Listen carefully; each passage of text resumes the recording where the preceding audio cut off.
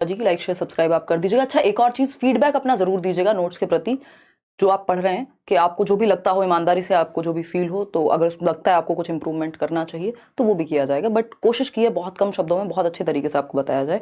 Telegram channel let's learn squad, किसी भी fake channel से नहीं जुड़ेंगे हम लोग, लगभग 6,80,000 लोग जुड़े हुए हैं टेलीग्राम पर।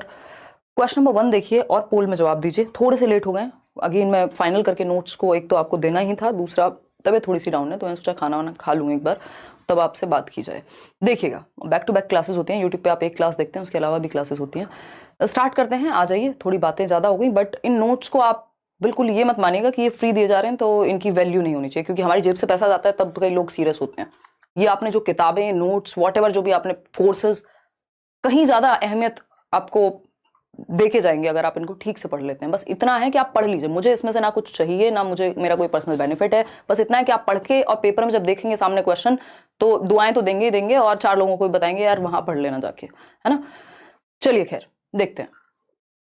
क्वेश्चन नंबर 1 का सी ऑप्शन कह रहे हैं, है ना। स्टीफन क्रैशन हिंदी में मैंने नहीं डाला है, इंग्लिश वाले नोट्स में, इंग्लिश पेडागोजी में आपको मिल जाएगा। ऐसी कई चीजें होंगी जो हो सकता है आपको सीडीपी के नोट्स में एक पॉइंट है कोई, वो किसी और सब्जेक्ट में मिल जाए। सीसीई है, कॉमन है सब में, तो हो सकता है वो आपको ईवीएस में मिल जाए। तो वो सारे ही नोट्स पढ़ना जरूरी है। स्टीफन क्रैशन जो है वो आपको उसमें मिल जाएंगे, इंग्लिश पेडागोजी में।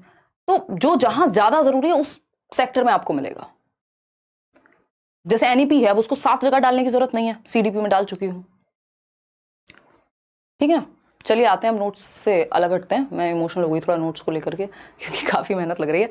देखिएगा क्वेश्चन नंबर 1, और आपकी मैराथन क्लासेस शुरू कर देंगे, और ऑफलाइन क्लासेस भी दिल्ली में कुछ 2 क्लासेस मेरी होंगी, एक उदय सर की free first week of December में, तो उसके लिए भी आप तैयार रहिएगा जो लोग आ सकते हैं।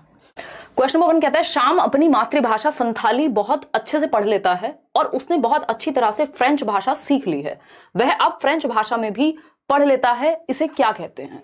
यानी जो श्याम एक बच्चा है वो अपनी मातृभाषा है, उसकी मदर टंग है जो घर से उसने सीखी है, बोली जाने वाली भाषा जिसको अर्जित कर लेते हैं हम। तो मातृभाषा क्या है, संथाली मातृभाषा है उसकी, जिसको बहुत अच्छे से पढ़ लेता है, बोल भी लेता ही होगा ऑफकोर्स मातृभाषा है तो। और उसने बहुत अच्छी तरह से फ्रेंच भाषा सीख ली है, और फ्रेंच भाषा भी उसने सीख ली, वह अब फ्रेंच भाषा में भी पढ़ लेता है, इसको क्या कहेंगे। यानी पहले से एक भाषा आती थी, दूसरी भाषा सीख ली, क्या है ये आपके नजरिए में।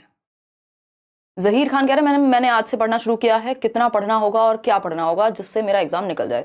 जहीर, जो नोट्स आपको दिए जा रहे हैं अलग अलग सब्जेक्ट के वो पढ़ने हैं, प्रीवियस ईयर जितना कर सको, चाहे चैनल के माध्यम से जो भी रात को यूट्यूब पे हम 9 बजे कर रहे हैं वो जरूर देखिए। मैराथन सभी होंगी अलग अलग सब्जेक्ट की, तो वो सब देखनी है, बस इतना कर लो। वो नोट्स तो मल्टीपल टाइम्स, मतलब ऐसा होगा आपकी लाइन बाय लाइन क्वेश्चंस फंस रहे होंगे। मैं बहुत आत्मविश्वास से कह सकती हूँ, because of experience and that conviction, क्योंकि मुझे पता है उस पर काम कितना हुआ है। अदरवाइज तो उसी को अगर 200 पेज बना दिया जाता तो वो 200 पेज में से 20 क्वेश्चन आना और 10 पेज में से 25 क्वेश्चन आना बहुत बड़ी बात होती है।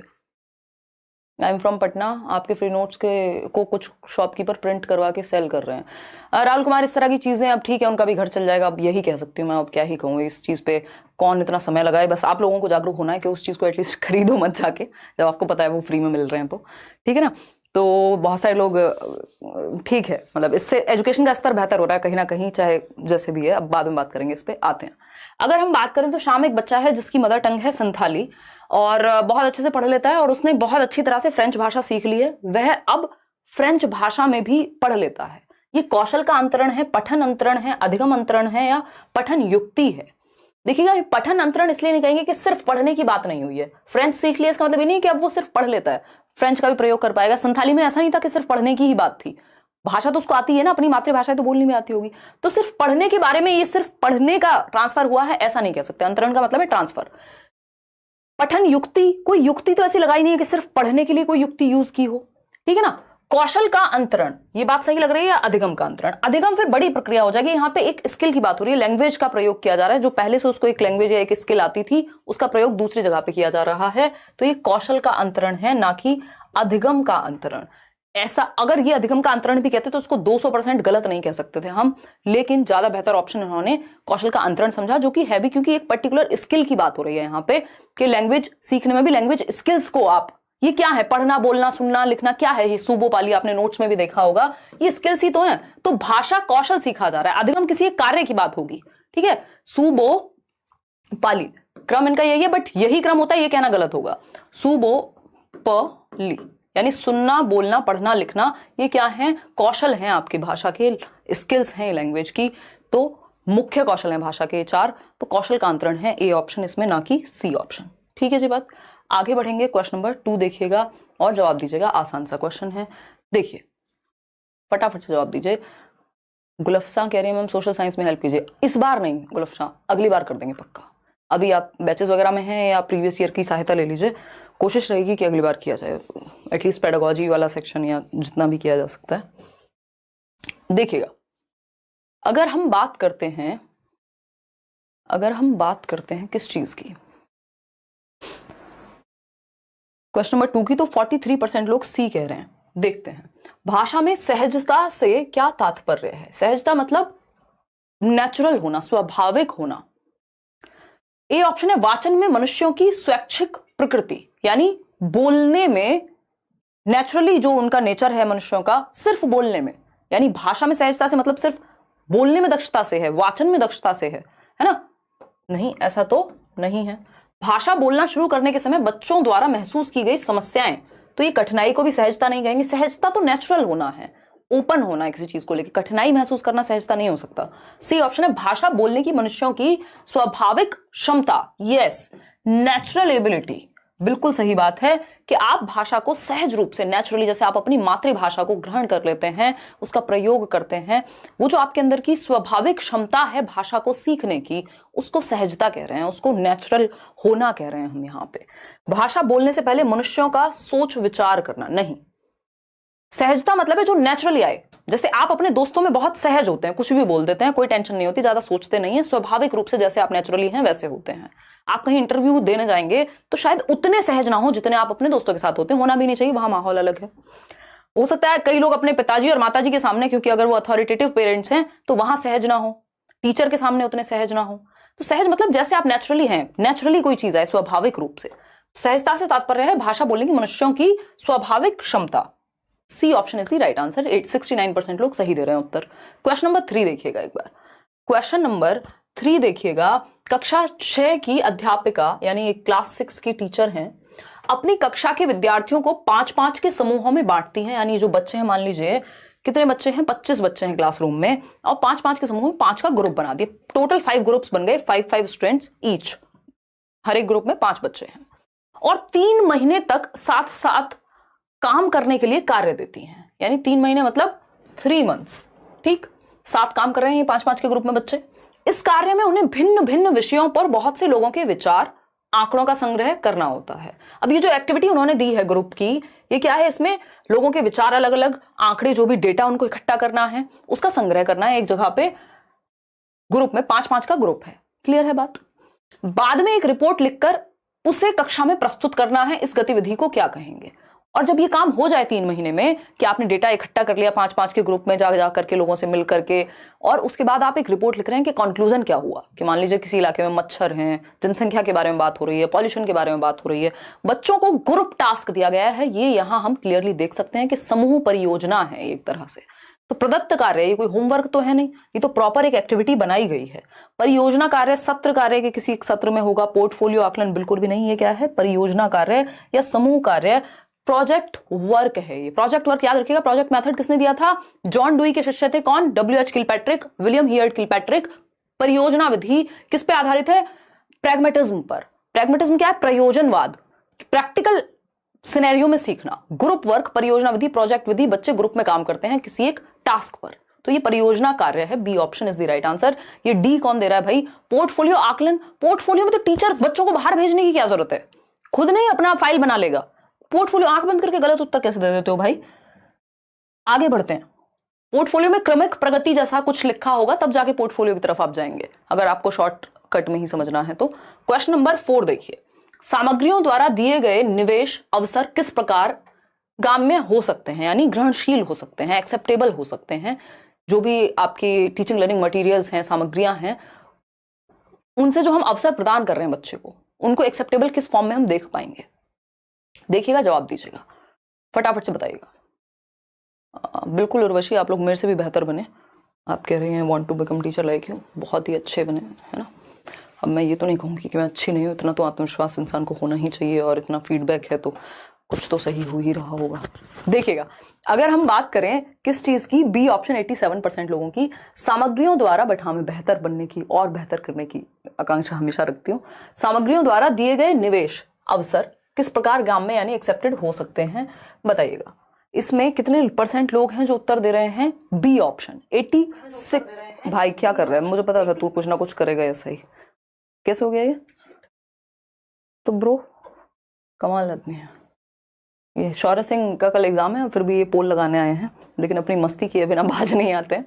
देखिएगा, तो अगर हम बात करें बी ऑप्शन 86% लोग, तो अवसर किस प्रकार गांव में हो सकते हैं, बी कह रहे हैं 86% लोग। पहला ऑप्शन है शिक्षार्थी द्वारा ड्रिल के माध्यम से व्याकरणिक पहलुओं का अभ्यास करना। ये थोड़ा सा मैकेनिकल हो जाएगा। व्याकरण पढ़ाने की बात जब भी आए आप कोशिश कीजिएगा, मैंने नोट्स में भी लिखा है एक लाइन में ही, संदर्भ में व्याकरण पढ़ाना ज्यादा बेहतर होता है, ठीक है। और यहां पे बात हो रही है अवसर की, अपॉर्चुनिटीज दी जा रही हैं अलग अलग मटेरियल से। शिक्षार्थी उद्देश्यों को ध्यान में रखते हुए समझ के साथ संदर्भ में भाषा का प्रयोग करें, बेस्ट हो गया ये। ऐसा अवसर का मतलब है आपने उस तरह की अपॉर्चुनिटीज दी हैं जहां बच्चा रियल लाइफ से जुड़ के कॉन्टेक्स्ट में संदर्भ में भाषा सीख पाएगा, ठीक। शिक्षार्थी अर्थ समझते हैं और भाषा का पुनरुत्पादन करते हैं। इसमें भी बच्चा जो है वो मैकेनिकल ड्रिल वाली बात हो रही है, इसमें लर्निंग बाय डूइंग कम है, बच्चा उतना एक्टिव नहीं है जितना बी ऑप्शन में है। शिक्षार्थी पाठ्य सामग्री कंठस्थ करते हैं। देखो रट्टे नहीं लगवाने, कंठस्थ का समय जा चुका है, ठीक है ना। B option is the right answer, जहां बच्चा सबसे ज्यादा एक्टिव है और मीनिंगफुल अर्थपूर्ण ढंग से सीख रहा है, संदर्भ में सीखेगा, किस उद्देश्य के लिए सीखा जा रहा है उसको समझते हुए। क्वेश्चन नंबर 5 देखिएगा और जवाब दीजिएगा पोल में। क्वेश्चन नंबर 5 क्या कहता है, निम्नलिखित में से कौन सी टॉप डाउन श्रवण प्रक्रियाएं हैं। पहले ये इंग्लिश में पूछी जाती थी, अभी ये हिंदी में पूछी जा रही है। ये इंग्लिश के नोट्स में मिल जाएंगी आपको अगर आपको पढ़ना भी हो ये टॉप डाउन अप्रोच, तो क्योंकि मेजरली जो है इंग्लिश पेडागोजी का ही पार्ट है। देखिएगा और लाइक शेयर भी करते रहिएगा अगर आपको कोई आपत्ति ना हो। आजकल टीचर लाइक शेयर करने को कहते तो लोगों को दर्द हो जाता है बहुत ही भयंकर तरीके से। देखिए कितने 26,000 लोग हम लोग जुड़े हुए हैं, 9200 लोग हैं जिन्होंने लाइक शेयर किया है। चलिए समझते हैं, मेहनत पूरी हो रही है और कोशिश है कि आपको वो चीज पूरी तरह से हेल्प होगी। देखिए बी ऑप्शन कह रहे हैं 47% लोग। समझते हैं क्या कहानी है। बॉटम अप प्रक्रिया कौन सी है ये पूछा है, और टॉप डाउन कौन सी है ये पूछा है, ठीक है। इसको टॉप डाउन अप्रोच इंग्लिश में कहते हैं, बॉटम अप अप्रोच इंग्लिश में कहते हैं प्रक्रिया को, ऑफ कोर्स।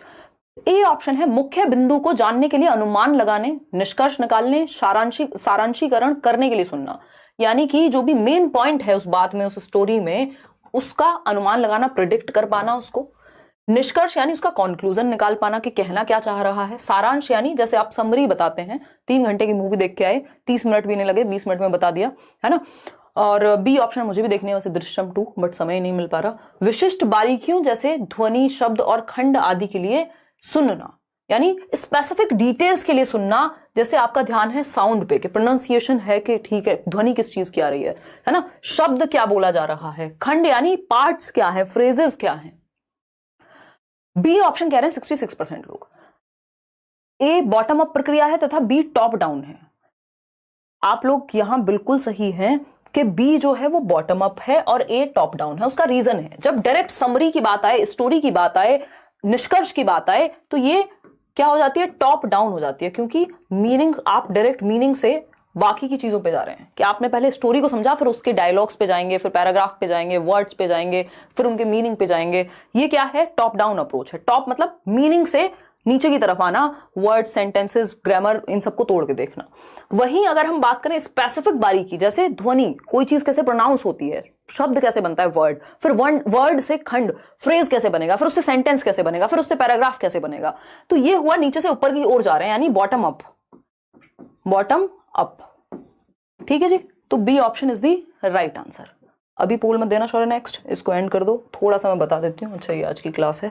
देखिएगा अगर हम बात करते हैं यहाँ टॉप डाउन और बॉटम अप, ये आपको इंग्लिश पेडागोजी में भी हेल्प करेगी, और जैसा कि आप देख रहे हैं हिंदी में भी पूछी जा रही है। नाम टॉप डाउन ही रहेगा और बॉटम अप ही रहेगा, जैसा कि आपने देखा है।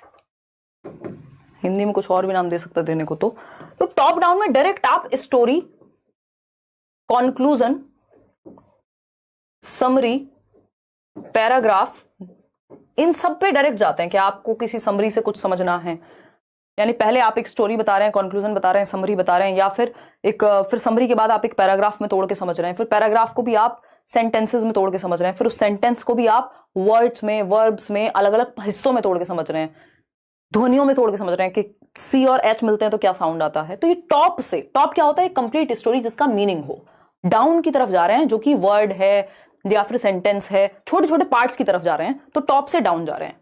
बॉटम अप क्या होगा, बॉटम अप होता है कि आप सबसे छोटा जो भी इकाई हो, मान लीजिए वर्ड है या फिर उससे भी पहले अगर हम देखें फोनीम है, फोनीम समझ रहे हैं ना, ध्वनि पे फोकस, स्वनिम कहते हैं जिसको हम, फोनीम है कि साउंड किस वर्ड से कैसी आती है जुड़ करके, सी और एच मिलता है तो च की आवाज आती है। फिर इससे आप वर्ड पे गए, उससे भी अल्फाबेट पे जा रहे हैं, फिर वर्ड पे गए, फिर वर्ड से आपने क्या किया, दो वर्ड को जोड़ करके कुछ एक फ्रेज पे जा रहे हैं, फिर सेंटेंस की तरफ जा रहे हैं, फिर सेंटेंस के बाद आप पैराग्राफ पर जा रहे हैं, पैराग्राफ से फिर आप कहीं स्टोरी पे या कंक्लूजन पे पहुंच पा रहे हैं। इसको बॉटम अप अप्रोच कहते हैं। बॉटम अप क्यों कह रहे हैं, क्योंकि ये बॉटम से, बॉटम क्या है, फोनीम, एकदम छोटी यूनिट, छोटी यूनिट से बड़ी की तरफ, पैराग्राफ या स्टोरी की तरफ जा रहे हैं।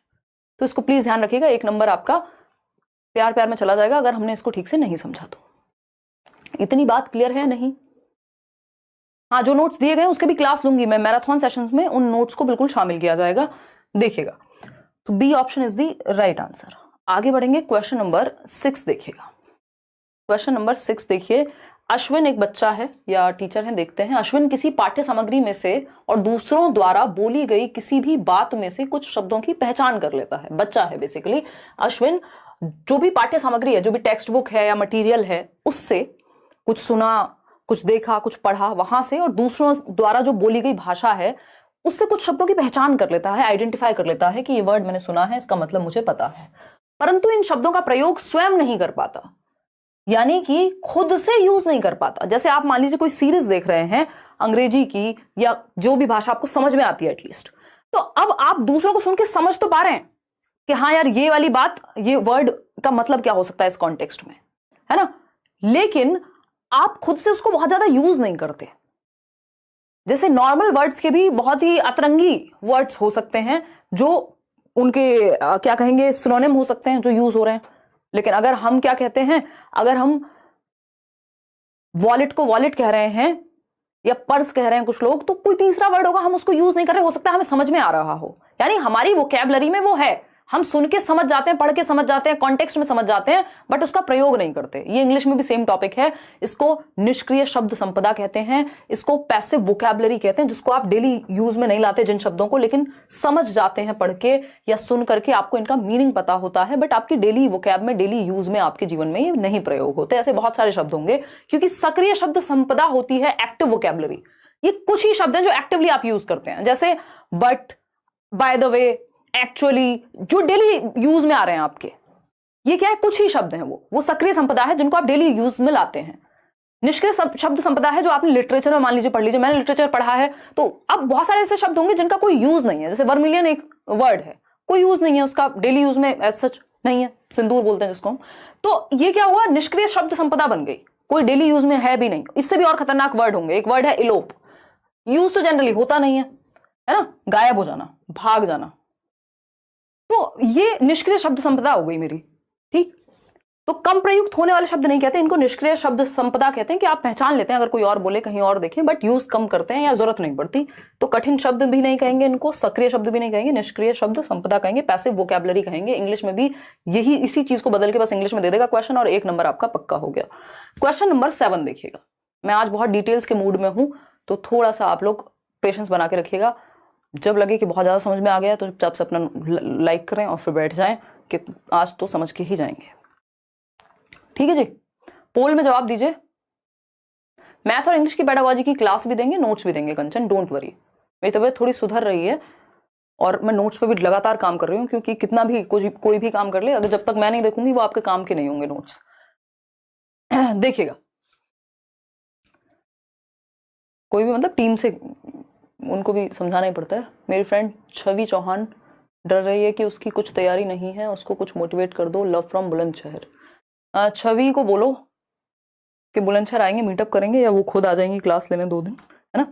बेसिकली जो नोट्स मिल रहे हैं सिर्फ उनको पढ़ लो, जो क्लास जितनी हो रही है पेपर तक उनको देख लो, बाकी छोड़ दो, सरेंडर कर दो कि हमें नहीं पता होगा या नहीं, बट हाँ मेहनत पूरी करेंगे। ये नोट्स सारे पढ़ लेते हैं, जो क्लास चल रही है 9 बजे, एक ही क्लास चल रही है, इतना तो कर ही सकते हो, उसको ले लेंगे, सारी मैराथन्स ले लेंगे, जो पीडीएफ मिल रही है उनको एटलीस्ट प्रैक्टिस ही कर लेंगे, हो जाएगा खत्म। देखिएगा, पेपर क्लियर करना उतनी बड़ी दिक्कत थोड़ी है। जीवा नई व्याकरणिक अवधारणाएं जैसे कि जा रहा था, जा रहे थे, सीखते समय पहले से ही सीखी हुई अवधारणाओं जैसे कि जा रहा है, जा रहे हैं से संबंध जोड़ पाता है। एक बच्चा है जीवा जो व्याकरणिक अवधारणाएं हैं, जो ग्रामेटिकल कॉन्सेप्ट्स हैं, उनको वो जो पहले से जानता है, जा रहे थे, जा रही थी, उसी में जोड़ करके संबंध बना लेता है और थोड़ा सा उसको लैंग्वेज को और एडवांस लेवल पे ले जाएगा। यानी पहले से उसको आता था कि जा रहा था, जा रही थी का क्या मतलब है। अब जब वो सीखते समय जो उसको पहले से प्रीवियस नॉलेज थी, उन कॉन्सेप्ट्स को नए कॉन्सेप्ट से जोड़ पाता है। यानी प्रीवियस नॉलेज से, ओल्ड नॉलेज से, पूर्व ज्ञान से नवीन ज्ञान को जोड़ के सीखता है, जो कि एक बहुत ही अच्छी बात है। अब ये नवीन ज्ञान से जोड़ना पूर्व ज्ञान को कौन सी प्रक्रिया है? संज्ञानात्मक, परासंज्ञानात्मक, संज्ञानात्मक एवं परासंज्ञानात्मक, या अनुमान लगाने की युक्तियां? बताइए। देखिए, ये मेटाकॉग्निटिव, इसमें कोई स्किल नहीं लगी कि आपने स्पेशली कोई थिंकिंग अबाउट थिंकिंग कर ली हो। मेटाकॉग्निशन इसमें दूर दूर तक नहीं है, है ना। परासंज्ञानात्मक युक्ति नहीं है, ये अनुमान भी नहीं है, संज्ञानात्मक युक्ति है। ये आपकी कॉग्निटिव स्किल है कि thinking, reasoning, problem solving, decision making, इन सब का यूज करके, मेमोरी का यूज करके, जो कि कॉग्निशन में आती है, लैंग्वेज का यूज करके, तो आपने अपनी स्मृति का, अपनी भाषा का, अपने चिंतन का प्रयोग किया और प्रीवियस ज्ञान को, जो पूर्व ज्ञान है, उसको नए ज्ञान से जोड़ दिया। मेटाकॉग्निटिव स्किल्स इतनी ईजी नहीं होती, हर कोई यूज भी नहीं करता। Metacognition is awareness about awareness, कि आप क्या सोच रहे हैं और आपके मन में जो थॉट आ रहा है वो क्यों आ रहा है, इसको भी आप समझ पाए। कि यार हो सकता है कि मैं किसी से जेलस हूं इसलिए मुझे इनसिक्योर फील हो रहा है, ये मेटाकॉग्निशन है। ये थिंकिंग से नहीं आ जाएगा, थिंकिंग अबाउट थिंकिंग से आएगा। समझ पा रहे हैं? तो संज्ञानात्मक युक्ति है ये, इसमें थिंकिंग अबाउट थिंकिंग नहीं हो रही है। तो A option is the right answer, ना कि सी ऑप्शन। आगे बढ़ेंगे, क्वेश्चन नंबर 8 देखिएगा। क्वेश्चन नंबर 8 देखिएगा, समझिएगा इसको, क्या कहने का प्रयास हो रहा है क्वेश्चन नंबर 8 में। फटाफट से बताइएगा। हाँ, ये देखो, खुशी अभी भी खुश हैं कि ऐसे मैसेज कोई मेरे लिए भी कर दो। हैं, कौन से मैसेज पढ़ रही हो खुशी? अक्कड़ बक्कड़ बम्बे पे हो जाएगा, 1 महीना भी नहीं है पेपर में, फिर सारी खुशी चली जाएगी, नील बटे सन्नाटा हो जाएगी खुशी। घर वाले कहेंगे यूट्यूब खोल के बैठी रहती थी, या तो मैडम में कोई दिक्कत है जिनको आप देख रही थी, या फिर आप में, आप कहें नहीं नहीं पापा मैं तो पढ़ती थी, मैं तो डेली क्लास लेती थी। हाँ, क्लास के पीछे, हाँ क्लास के पीछे गेम खेलती थी, ये आप बताएंगे नहीं कि क्लास के बीच में मैं कमेंट करती थी, अरे मेरे लिए भी कोई अच्छे अच्छे मैसेज कर दो इसलिए नहीं हुआ पेपर। है, अब फोकस कर लो यार, पेपर आ रहा है, मजाक मैं ही कर लेती हूँ, उतना से पेट नहीं भरता क्या? थोड़े बहुत मजाक की जरूरत होती है क्लास में, ज्यादा की जरूरत नहीं है। देखिए, अगर हम बात करें क्वेश्चन नंबर 8 की, तो नीचे दी गई गतिविधि पर ध्यान दें, यानी कोई एक्टिविटी है उस पर फोकस करना है। पढ़ते हैं क्या कहानी है। शिक्षार्थियों को समाचार पत्र से मौसम की रिपोर्ट पढ़ने के लिए कहा गया। यानी जो न्यूज़पेपर है, बच्चों को दिया गया न्यूज़पेपर, और उसमें मौसम की रिपोर्ट, कि भाई वेदर की क्या रिपोर्ट है, क्या टेम्परेचर है, किस समय सूर्योदय होगा, क्या कहानी है, ये पढ़ने के लिए कहा गया। और शहरों के मौसम को एक सप्ताह या उस दिन विशेष के मौसम का विश्लेषण करने के लिए कहा गया। यानी जो सिटीज हैं वहां पे वेदर कैसा है, उस चीज को स्टडी करे बच्चा, एनालाइज करे, या उस पर्टिकुलर दिन, जिस दिन ये कहा गया है कि एक बार इसका तापमान देख करके इस जगह का और पता करो कि क्या स्थिति है, ये काम दिया गया बच्चे को। ठीक है, शिक्षार्थी समूची कक्षा में प्रस्तुत करने के लिए समूह में कार्य करते हैं। ये चीज को दिखाने के लिए बच्चे इस पे काम करने के लिए ग्रुप में वर्क कर रहे हैं और विश्लेषण करते हैं, यानी एनालाइज कर रहे हैं, टुकड़ों में तोड़ करके देखना चीजों को विश्लेषण कहलाता है। इस कार्य में भाषा अधिगम की कौन सी युक्ति शामिल है, यानी कौन सी टेक्निक वो लैंग्वेज को सीखने की लगा रहे हैं बच्चे? फटाफट से बताइएगा, फिर जाकर के हम आगे बढ़ेंगे।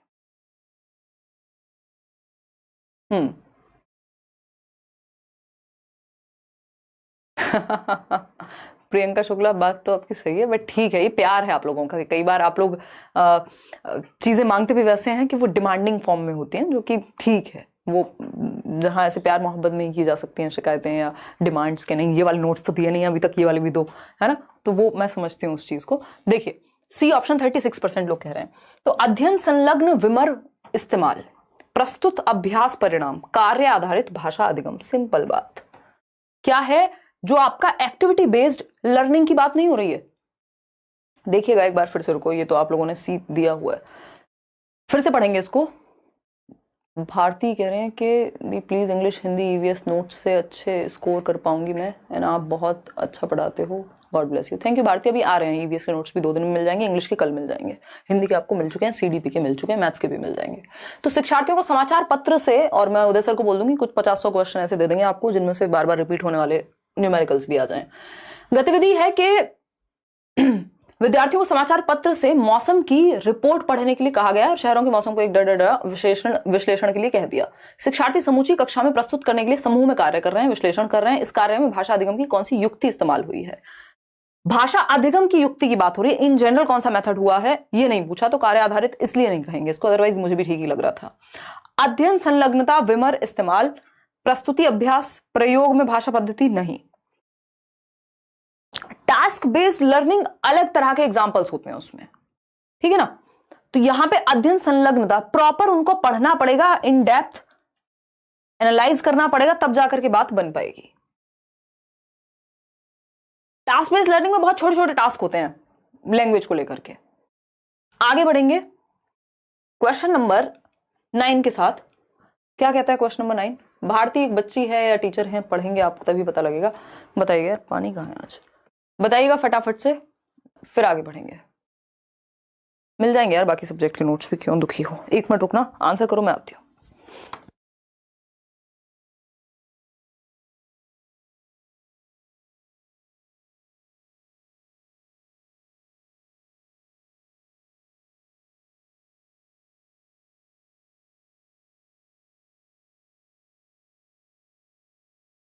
देखिएगा,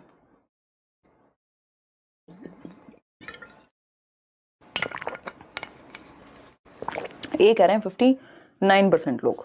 चलिए देखते हैं। अगर हम बात करें, भारती नामक अध्यापिका कक्षा 8 के शिक्षार्थियों की गलतियों को नोट करती जाती हैं और सप्ताह में एक बार शिक्षार्थियों से इन पर चर्चा करती हैं और गलतियों पर उनका ध्यान आकर्षित करती हैं और यह भी बताती हैं कि ये गलतियां कैसे हुई होंगी। वह शिक्षार्थियों को अपनी गलतियों पर चिंतन मनन करने के लिए भी कहती हैं। क्या कर रही हैं ये? त्रुटि विश्लेषण है, प्रतिपुष्टि है, व्याकरण के नियम बताना है, व्याकरण सिखाना है। क्या यहाँ ऐसा लिखा है कि सिर्फ व्याकरण की ही बात हो रही है? ऐसा नहीं लिखा ना, गलती सिर्फ व्याकरण में होगी ऐसा नहीं लिखा। अब 73% लोग ए उत्तर दे रहे हैं, जो कि सही नहीं है, बट बहुत क्लोज ऑप्शन है। ए और बी को अगर हम देखें तो बहुत ही क्लोज ऑप्शन है, ठीक है जी।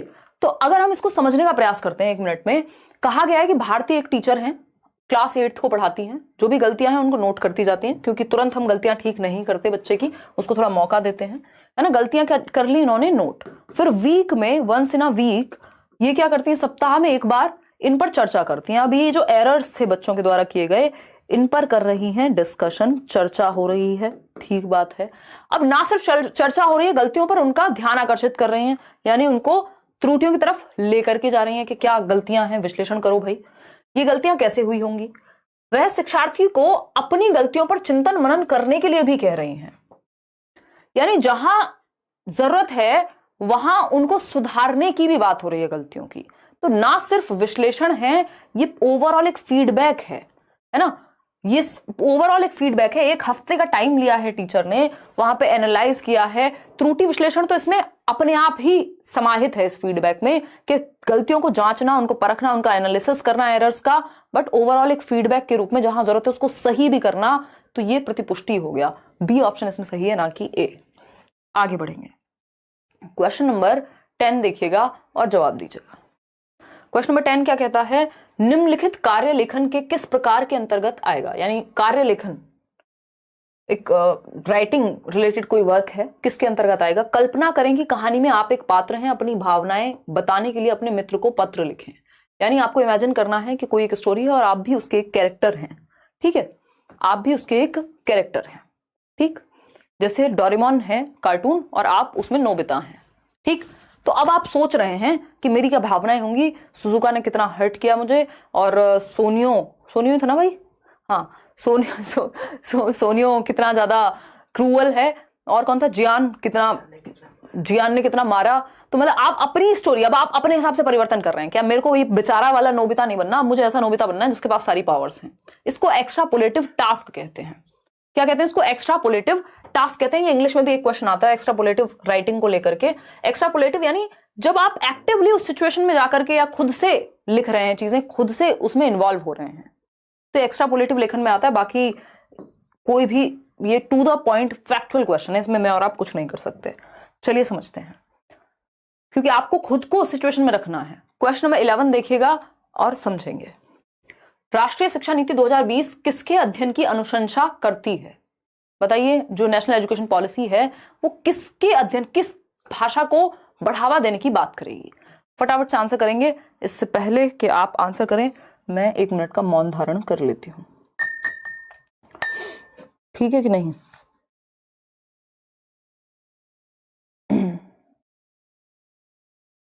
इलेवन का डी कह रहे हैं 47% लोग। चलो अभी देखेंगे, तो चर्चा होगी तो पता लगेगा।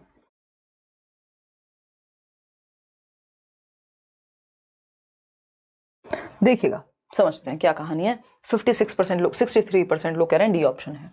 राष्ट्रीय शिक्षा नीति 2020 किसके अध्ययन की अनुशंसा करती है? अंग्रेजी और विदेशी भाषाएं, मातृभाषा और संस्कृत। ठीक है, गलत तो नहीं है।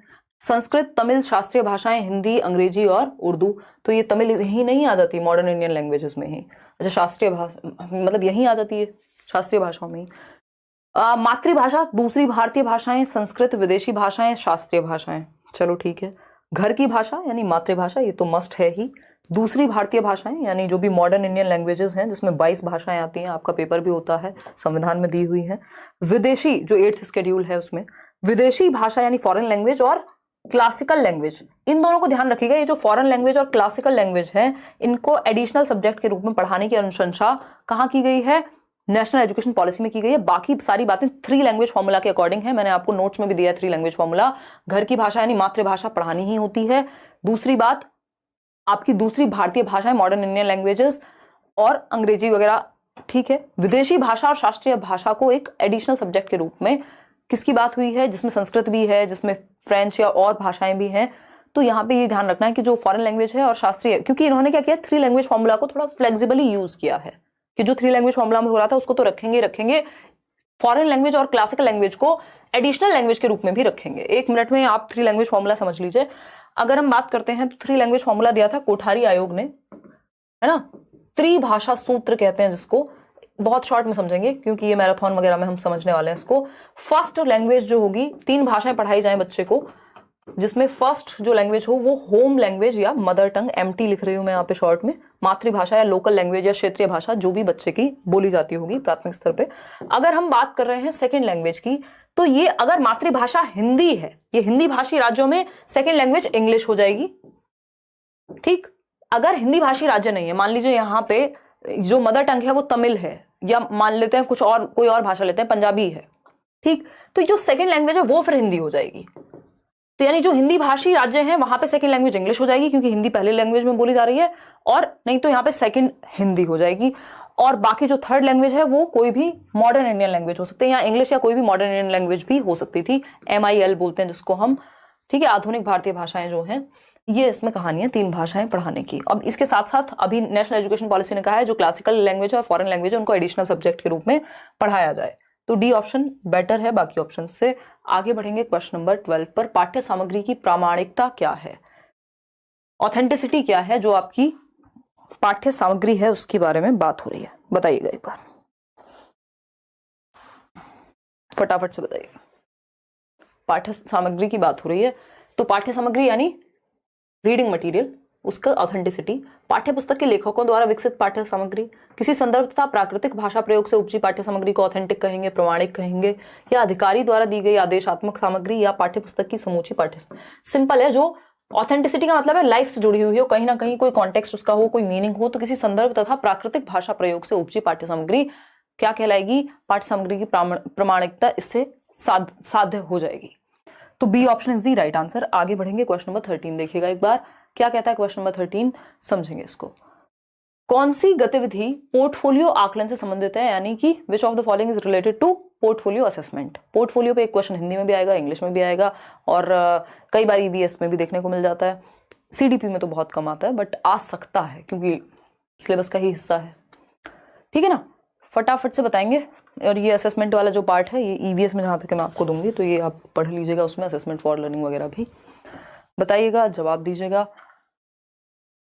क्वेश्चन नंबर 15 के बाद, ये बहुत ही मुश्किल सा सेट था, क्वेश्चन नंबर 15 के बाद क्वेश्चंस आपको इजी लगने लग जाएंगे। जो सेकंड सेट है, ये जो फर्स्ट 15 क्वेश्चंस हैं ये मुश्किल हैं, और ये जरूरी है कि मैं आपके साथ मुश्किल क्वेश्चंस भी डिस्कस करूं, है ना। देखिएगा ये लेवल 2 के क्वेश्चंस थे, बट जरूरी नहीं है कि हमेशा लेवल 2 के क्वेश्चंस मुश्किल आते हैं, क्योंकि सिलेबस सेम ही है, बस उन्हीं से मुश्किल क्वेश्चन बना दिए। ठीक है, तो डी ऑप्शन है, 37% लोग कह रहे हैं। कौन सी गतिविधि पोर्टफोलियो आकलन से संबंधित है? पहला ऑप्शन है अध्यापक शिक्षार्थियों के अधिगम के प्रत्येक चरण के बारे में टिप्पणी लिखते हैं और उसका रिकॉर्ड करते हैं। ये एनेक्डोटल रिकॉर्ड हो जाएगा। ठीक, अध्यापक शिक्षार्थियों के प्रत्येक कार्य का रिकॉर्ड रखते हैं जिससे कि हर गतिविधि के लिए अंक दिए जा सके। अंक देना पोर्टफोलियो का कोई वो नहीं है, ये रचनात्मक आकलन में आता है, ना कि समेटिव में। अध्यापक अभिभावकों को पृष्ठ पोषण देने के लिए रिपोर्ट कार्ड में अपने विचार लिखते हैं। कक्षा में शिक्षार्थी द्वारा की जाने वाली सभी गतिविधियों का रिकॉर्ड रखना। अब आपका इसमें क्या विचार है ये बताएंगे, बताइए शौर्य सिंह। डी, अक्कड़ बक्कड़ बम्बे वो कर रहे हो ना। देखिएगा डी कह रहे हैं ज्यादातर लोग डी कह रहे हैं, यानी आप कंफ्यूज करो तो आप हो जाते हो। देखिएगा पोर्टफोलियो आकलन से संबंधित कौन सी एक बात है, तो कक्षा में शिक्षार्थियों द्वारा की जाने वाली सभी गतिविधियों का रिकॉर्ड रखना। सारी गतिविधियां होंगी ये जरूरी नहीं है, पोर्टफोलियो में कुछ स्पेसिफिक चीजें होती हैं, या तो बच्चे ने कुछ बहुत ही विशेष किया हो, उसकी अचीवमेंट्स होंगी, या कुछ डिफरेंट होगा। ठीक है, ऑल एक्टिविटीज नहीं होती पोर्टफोलियो में। पोर्टफोलियो फिर विशेष नहीं बचेगा ना। आप पोर्टफोलियो बनवाते हैं लोग मॉडलिंग के लिए, तो उसमें अगर सारी ही फोटो लगवा दें, जो गंदी आई है वो भी अच्छी आई है वो भी, तो फिर पोर्टफोलियो कहाँ बचा, फिर उसमें कुछ स्पेशल नहीं बचा, है ना। तो आपकी शादी की भी एल्बम में पोर्टफोलियो जैसा ही है वो भी, तो फोटोग्राफर खराब फोटोज नहीं लगाता उसमें, खींचे तो उसने बहुत सारे होंगे। ठीक है ना। तो अध्यापक शिक्षार्थियों के अधिगम के प्रत्येक चरण के बारे में टिप्पणी लिखते हैं और उसका रिकॉर्ड रखते हैं। ये बात सही है, ये मैं इसको प्रत्येक एक्टिविटी पढ़ रही होंगी शायद। तो प्रत्येक चरण का मतलब है जैसे जैसे वो अलग अलग स्टेज में जा रहे हैं उनमें जो भी चेंजेस आ रहे हैं, हर दिन नहीं है इसका। प्रत्येक चरण का मतलब हर दिन नहीं है, जो हमें पहली बार पढ़ के लग रहा था। प्रत्येक चरण का मतलब हर एक दिन पे या हर एक गतिविधि को नहीं है। चरण मतलब जैसे जैसे वो स्टेजेस में आगे बढ़ता जा रहा है, चाहे वो क्लास के तौर पर हो, चाहे उसके अंदर जो भी नई स्किल्स आ रही हैं, तो कुछ विशेष होगा तभी तो हम लिखेंगे। सिर्फ फीडबैक के लिए लिखना वो पोर्टफोलियो नहीं होता, पोर्टफोलियो अपने आप में एक फाइल है। तो ए ऑप्शन। क्वेश्चन नंबर, उसके अलग अलग फेजेस, और ये क्लास से दूसरी क्लास में ट्रांसफर हो जाता है। क्वेश्चन नंबर 14 देखिएगा, एक अध्यापक कक्षा 8 के विद्यार्थियों को 10 वाक्यों का एक अनुच्छेद पढ़कर सुनाती है। 10 सेंटेंसेस हैं एक पैराग्राफ में, टीचर ने सुनाया और उन्हें ध्यान से सुनने के लिए कहा। शिक्षार्थियों से कहा जाता है कि वे श्रवण के आधार पर इस अनुच्छेद को पुनः लिखें, यानी जो भी उन्होंने सुना है उस पैराग्राफ को खुद से लिखें, फिर से लिखें।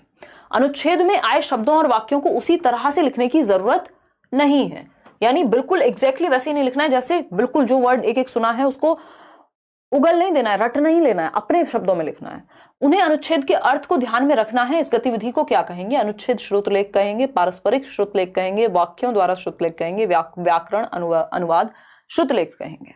बताइए, ये अनुच्छेद श्रुतलेख है कि डिक्टेशन किसका? पैराग्राफ का, जो सुन करके उस पैराग्राफ को वो लिखने वाले हैं वहां पे। सिंपल बात है, A option is the right answer. 40% लोग दे भी रहे हैं। क्वेश्चन नंबर 15 देखिएगा, एक अनुच्छेद में से हर पंक्ति में छठे या सातवें शब्द के बाद, ये क्वेश्चन बहुत पूछा जाता है हिंदी और इंग्लिश में, बहुत ही इजी लड्डू क्वेश्चन है, एकदम आप उड़ा देंगे इसको या खा जाएंगे लड्डू समझ करके। एक अनुच्छेद में यानी एक पैराग्राफ में हर पंक्ति में छठे या सातवें शब्द के बाद, यानी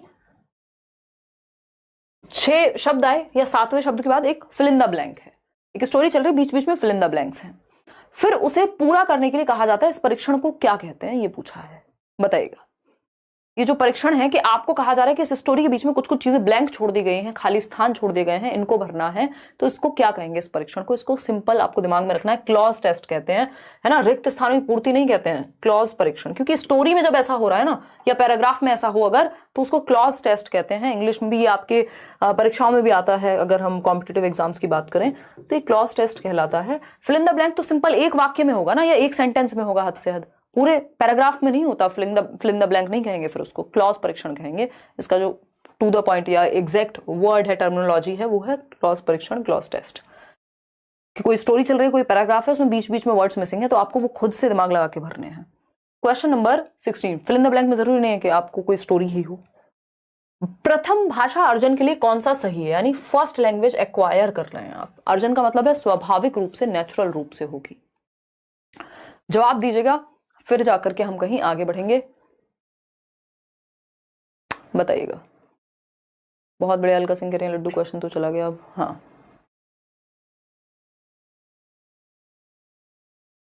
हाँ, पूरी प्लेलिस्ट बनाई हुई है अलग अलग चैप्टर की, हिंदी पेडागोजी की। अगर पढ़ने बैठोगे नम्रता, बिल्कुल सही कह रहे हो आप। अगर आपने चैप्टर नहीं पढ़ा है तो फिर आंसू आएंगे आपके थोड़े से। या तो मैराथन देख लीजिए या नोट्स पढ़ लीजिए या फिर वो चैप्टर वाइज प्लेलिस्ट देख लीजिए अगर ज़्यादा ही समस्या है तो। 8-10 चैप्टर हैं हिंदी पेडागोजी के भी, इंग्लिश के भी अलग से मैंने कराए हुए हैं। सिलेबस सेम ही है तो इसलिए रिपीट कराने का भी कोई खास बेनिफिट नहीं है, मैराथन में मैं करा दूंगी। तो ए कह रहे हैं 88% लोग, 88% लोग जो है वो ए उत्तर दे रहे हैं। सोना कह रहे हैं कि मैम आज आप पूरी की पूरी लेट्स लर्न का लोगो लग रही हैं। बिल्कुल सही बात है, एकदम येलो और ब्लैक का कॉम्बिनेशन। मैं सोच रही हूँ एक बाइक लेनी है मुझे, येलो और ब्लैक का कॉम्बिनेशन में ही ले लेती हूँ। क्या नहीं आती नहीं है? अरे करा देंगे यार, कैसी बातें कर रहे हो। गाड़ी अभी मत कराओ कृपा से, वारंटी वाइड हो जाएगी, बहुत महंगा खर्चा है उसका। कह रहा गाड़ी भी करा दें फिर। देखो एक बार, अगर प्रथम भाषा अर्जन के लिए कौन सा सही है तो यह प्राकृतिक रूप से अर्जित की जाती है, इसके लिए प्रशिक्षण की आवश्यकता है, इसके लिए औपचारिक निर्देश की आवश्यकता है। यह किसकी? भाषा अर्जन के लिए कोई औपचारिकता नहीं चाहिए, आपने नोट्स में पढ़ लिया होगा, पहला ही टॉपिक है, ठीक है। नौरेन नाम ले लिया आपका, बताइए फटाफट से। देखिए रीना, प्राकृतिक रूप से अर्जित की जाती है। भाषा अर्जन का मतलब यह है मातृभाषा को आप अर्जित करते हैं। स्टीफन क्रेशन तो कहते हैं कि आप दूसरी भाषा को भी अर्जित कर सकते हैं, बट ये प्राकृतिक रूप से होता है। अर्जन जब भी होगा, चाहे वो पहली भाषा का हो, दूसरी भाषा का हो। अगर बच्चे के एनवायरमेंट में एक से ज्यादा भाषाएं अवेलेबल हैं तो वो 2 या 2 से अधिक भाषाओं को भी अर्जित कर सकता है। तो ये प्राकृतिक यानी नेचुरली आपके आसपास, आपके घर में, फैमिली में आसपास जो भाषा बोली जा रही है, इसके लिए कोई ट्रेनिंग नहीं लेनी पड़ती। जब आपने अपनी मातृभाषा को सीखा होगा, मदर टंग को, तो कोई आप ट्रेनर नहीं हायर किया होगा कि भाई अब हमारा बच्चा 1 साल का हो गया, उसको कोई भाषा सिखा दो। औपचारिक निर्देश यानी स्कूल में किताबों का, सिलेबस का कोई प्रेशर नहीं होता। सचेत प्रयास नहीं होते, ये सचेतन नहीं होते, ये अवचेतन प्रयास होते हैं, ये अनकॉन्शियस या सबकॉन्शियस होते हैं। कई बार तो ये अनकॉन्शियस भी कहते हैं कई राइटर्स इनको। तो A option is the right answer. आगे बढ़ेंगे क्वेश्चन नंबर, अब आपके क्वेश्चंस आपको इजी लगने शुरू हो गए होंगे। निकटस्थ विकास का क्षेत्र शब्दावली किससे संबंधित है? फ्री का क्वेश्चन है, लड्डू में भी सुपर लड्डू क्वेश्चन भी कह सकते हैं हम इसको। अगर ये क्वेश्चन भी कोई गलत करे तो उसको थोड़ा सा इस कप में पानी लेना चाहिए और पी जाना चाहिए। डूबने से तो कोई फायदा नहीं, क्योंकि डूब तो पाओगे नहीं, इतना छोटा मग है ये, ठीक है ना। एग्जैक्टली आप सही समझे शौर्य सिंह हैं। देखिए अगर हम बात करते हैं इसकी, और लाइक शेयर भी कर देना चाहिए अगर सही उत्तर दे पा रहे हैं तो। निकटस्थ विकास का क्षेत्र शब्दावली किससे संबंधित है? यानी जोन ऑफ प्रॉक्सिमल डेवलपमेंट, यानी जहां तक भाई आप सीटेट क्लियर कर सकते हैं, ये आपके जोन ऑफ प्रॉक्सिमल डेवलपमेंट में है। यदि आपको सही तरीके से सहायता मिल जाए, आप थोड़ा सही तरीके से मेहनत कर लें, है ना। तो ये निकटस्थ विकास के क्षेत्र की बात कौन करता है? सामाजिक सांस्कृतिक सिद्धांतवादी, सोशियो कंस्ट्रक्टिविस्ट करते हैं। और वो कौन है? वाइगॉत्स्की। हिंदी में लिखेंगे वाइगॉत्स्की, ठीक है। हिंदी के नोट्स बनाते बनाते हिंदी अच्छी हो गई मेरी कल रात में ही। वाइगॉत्स्की, ठीक। संज्ञानात्मक विकास, ये कॉग्निटिव हो जाएगा, इसमें ब्रूनर आएंगे। व्यवहारवादी उपागम में स्किनर या बेंड्यूरा आएंगे। मनोविश्लेषणवाद में सिगमंड फ्रॉइड आएंगे, वो भाषा पे सच कोई बात नहीं करते। तो ये सामाजिक सांस्कृतिक परिप्रेक्ष्य है। क्वेश्चन नंबर 18 देखिएगा एक बार और जवाब दीजिएगा। क्या कहता है क्वेश्चन नंबर 18? निपुण भारत अभियान यानी बेसिक लिटरेसी आपको आए। निपुण भारत अभियान का उद्देश्य है कि बच्चे पठन तथा लेखन में निपुणता अवश्य प्राप्त कर लें। कौन सी क्लास तक? बताइए फटाफट से। किस क्लास तक पढ़ने और लिखने में एटलीस्ट उनको दक्षता हो, वो घबराए नहीं, पढ़ने और लिखने में दक्ष हो पाए? बताइएगा। ये आपको जानने को मिलेगा इस तरह का क्वेश्चन। ये थोड़ा सा डिफरेंट क्वेश्चन है, हिंदी लैंग्वेज टफ लग रही है, इसलिए जो है थोड़ी प्रैक्टिस करनी पड़ेगी ना। अगर हिंदी चूज किया पेपर में तो प्रैक्टिस तो करके जानी पड़ेगी। देखो तो निपुण भारत अभियान का उद्देश्य है कि भैया प्रवेश करते ही मतलब पढ़ना लिखना सब सीख जाएं प्रवेश करते ही। मतलब क्या ऐसा क्या जादू है कि स्कूल में पैर रखा हो वाओ ला ला ला ला ला है? ऐसा तो नहीं हो सकता। कक्षा 3 में पहुंच जाएं, हो सकता है कक्षा 6 में प्रवेश कर लें। भाई 6 तक पहुंचते पहुंचते सिर्फ पढ़ना और लिखना ही सीखेंगे क्या? अगर हम बात कर रहे हैं तो कक्षा 8 में पहुंच जाएं, तब तक तो और भी स्किल सीख जाते हैं। तो कक्षा 3 तक हम ये उम्मीद कर रहे हैं बच्चे से कि भैया उसको बेसिक न्यूमरेसी स्किल्स आती होंगी। लगभग 9 साल का होगा वो, है ना। भाई पहली क्लास में 6 साल का बच्चा, दूसरी क्लास में 7 साल का बच्चा और तीसरी क्लास में 8 साल का बच्चा, तो 8 से 9 साल की उम्र में उसको बेसिक लिटरेसी स्किल्स आती होंगी। तो कक्षा 3 में पहुंचते पहुंचते वो क्या हो जाए, लिखने और पढ़ने में एटलीस्ट निपुण हो जाए। हालांकि हमारे देश में बहुत खराब स्थिति है कि बच्चे 6 तक या जिस लेवल पर उन्हें सीख जाना चाहिए वहां तक भी वो पढ़ना लिखना ठीक से नहीं जान पाते। देखिएगा अब आता है नेक्स्ट क्वेश्चन। भाषा में ध्वनि की सबसे छोटी इकाई, ये इंग्लिश में भी भरपूर पूछा जाता है। सबसे छोटी अर्थपूर्ण इकाई क्या है? ध्वनि की सबसे छोटी अर्थपूर्ण इकाई क्या है, बताइएगा, फटाफट से बताइएगा। इससे पहले कि आप गलत बताएं मैं आपको सही बता देती हूँ। हाँ देखिएगा, कितने बज गए, 10:09। देखिए सी ऑप्शन कह रहे हैं, बिल्कुल स्वनिम। ठीक है, आगे बढ़ेंगे। क्वेश्चन नंबर 20 देखिएगा, क्या कहता है क्वेश्चन नंबर 20। अगर हम बात करें क्वेश्चन नंबर 20 की, तो जब शिशु 2 से 3 महीनों की आयु में स्वर ध्वनियों को बोलने में सक्षम हो जाते हैं, उस अवस्था को क्या कहते हैं। यानी 2 से 3 महीने, ये मैंने नोट्स में बहुत क्लियरली दिया हुआ है। 2 से 3 महीने का मतलब क्या है, एक हफ्ते, एक महीने में कितने वीक्स होंगे, 4 हफ्ते, 4 सप्ताह। ठीक, 2 से 3 महीने में कितने होंगे बताओ जरा, 8 हफ्ते के आसपास, है ना, 8 हफ्ते के आसपास। तो अगर हम बात करें 2 से 3 महीने की आयु में, जब वो स्वर ध्वनि है का प चा, जिनका कोई मतलब नहीं, बस हाँ वो आवाजें निकाल पा रहा है थोड़ी, इसको कूकना कहते हैं, है ना। बलबलाना मत लिखो सरकार, बैबलिंग में सिंगल सिलेबल यूज करने लग जाएगा बच्चा, फिर वो बा माँ ये सब बोलने लग जाएगा। वो 2-3 महीने में नहीं होती, 6 महीने में होती है, ये 6 मंथ्स में होती है। ठीक है जी। किलकिलाना या कूकना ये 1.5 महीने से 2 महीने के बीच में शुरू होती है, यानी 6 हफ्ते के अराउंड। 6 हफ्ते मतलब 1.5 से 2 महीने के बीच, तो ये वही 2 से 3 महीने का समय है, लगभग हर बच्चा कर ही लेगा। तो किलकिलाना या कूइंग, बस वो आवाजें निकालता है, उनका अपना कोई मतलब नहीं होता, तो बस स्वर ध्वनियां निकाल रहा है, ऐसा नहीं कि उनका कोई मीनिंग है। वहां पे तो वो सिंगल सिलेबल जोड़ के बा मा पा इस तरह की बातें करने लग जाएगा, बलबला